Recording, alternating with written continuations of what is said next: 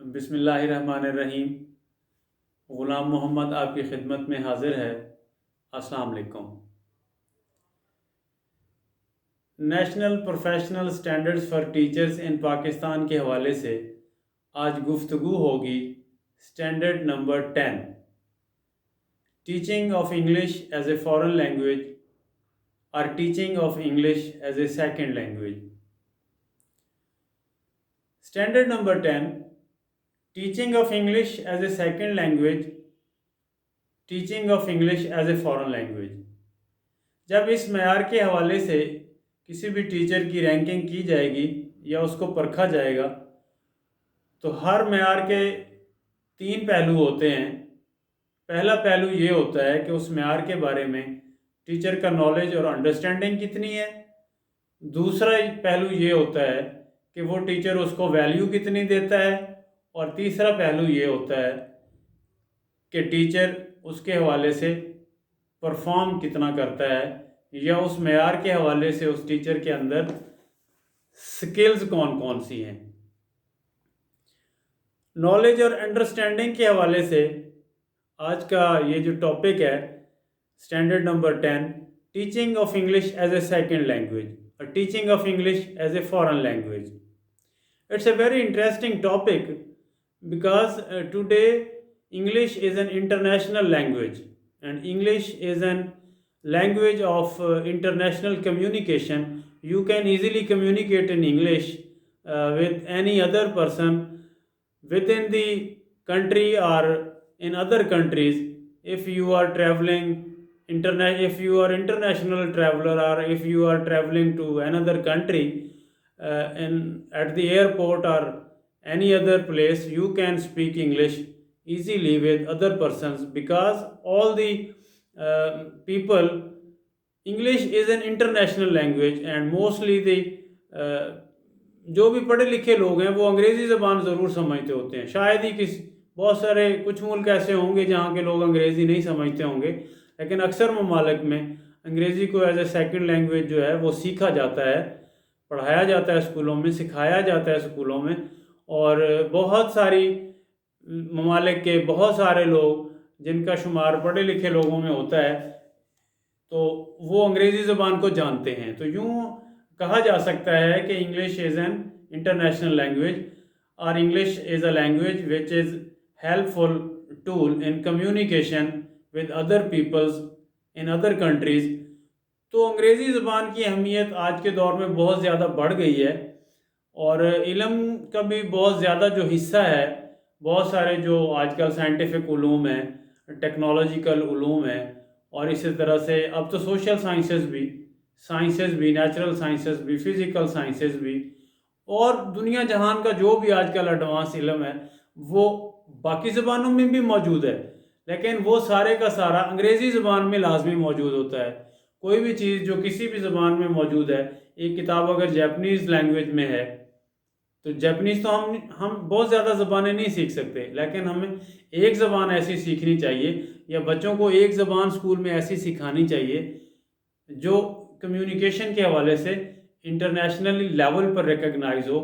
That is an English language. اب ایک teacher کے حوالے سے جب پرکھا جائے گا یا دیکھا جائے گا، جب اس کی رینکنگ کی جائے گی کہ اس کا نالج اور انڈرسٹینڈنگ کتنی ہے، teaching of English as a second language اور teaching of English as a foreign language. اب اس ایک ٹیچر کا لیول کیا ہے، انڈرسٹینڈنگ اور نالج اور انڈرسٹینڈنگ لیول کیا ہے، کیا ٹیچر انگریزی زبان کو جانتا ہے، کیا ٹیچر انگریزی زبان پڑھا ہوا ہے، یا ٹیچر انگریزی زبان سیکھا ہوا ہے، انگریزی زبان کو جانتا ہے، انگریزی زبان بول سکتا ہے، انگریزی زبان پڑھ سکتا ہے۔ اسٹیٹس آف انگلش لینگویج ان پاکستان، اس کو یہ بھی پتہ ہو کہ پاکستان میں انگریزی زبان کا کیا اسٹیٹس ہے، آفیشیل لینگویج ہے، English is N official language in Pakistan. Mostly ہمارے ہاں جتنی بھی آفس کراسپونڈنس ہوتی ہے آفیسز میں وہ انگریزی زبان میں ہوتی ہے، اور اسی طرح سے constraints of teaching English as second or foreign language and strategies to enhance learning in English and learning of English as language.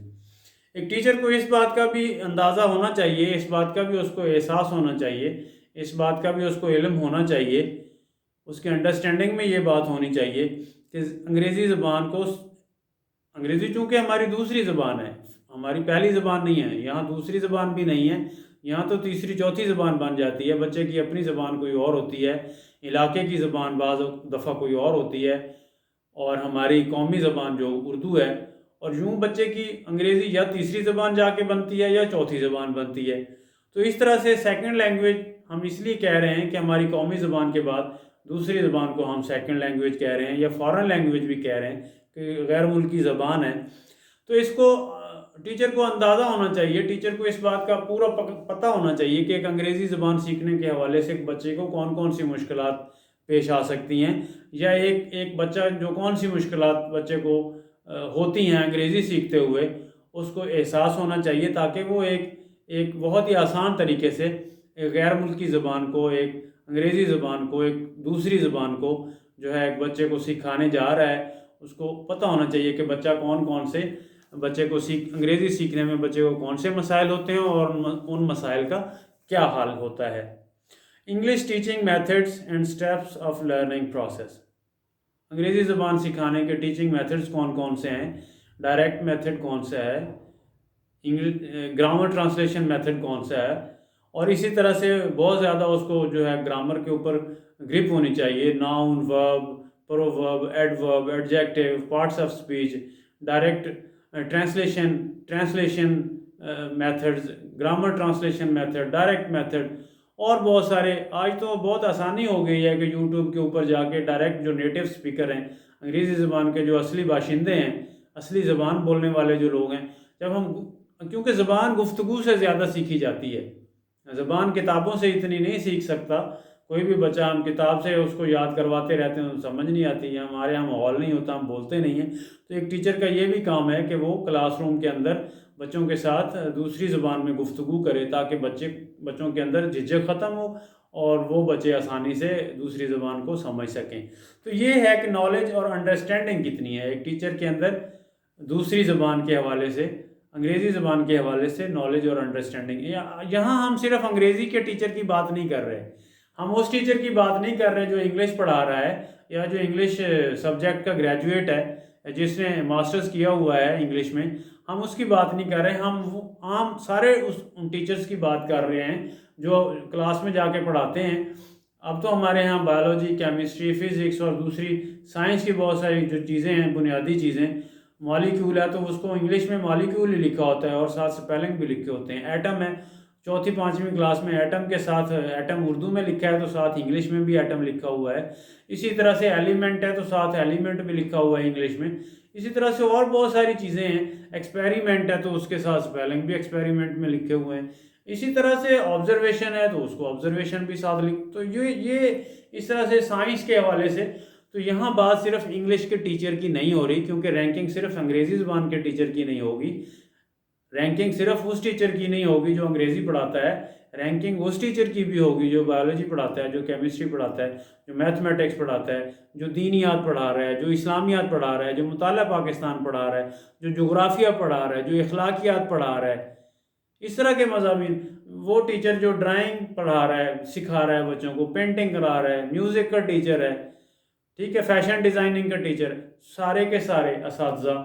جو کچھ بھی وہ پڑھا رہے ہیں تو انگریزی زبان کو وہ اہمیت دے رہے ہیں، انگریزی زبان کی انڈرسٹینڈنگ ہے، ان کا نالج اور انڈرسٹینڈنگ انگریزی زبان کے بارے میں ہے، اگر ہے تو پہلے معیار کے حوالے سے ان کی رینکنگ بہت اچھی ہے۔